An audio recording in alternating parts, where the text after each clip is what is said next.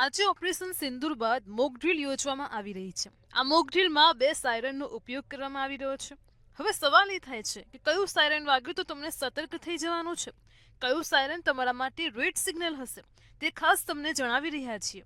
સૌથી પહેલા આ સાયરનને સાંભળો, જેનો અર્થ હશે તમારા માટે રેડ સિગ્નલ.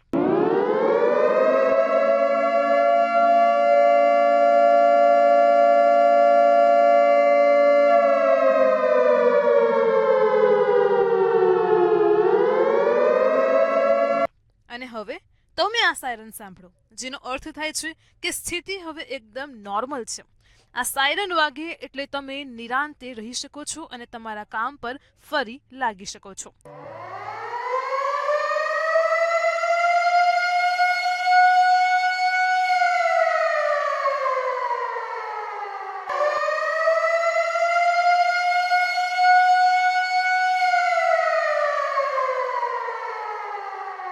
આવી જ માહિતી માટે જોતા રહો મંતવ્ય ન્યૂઝ.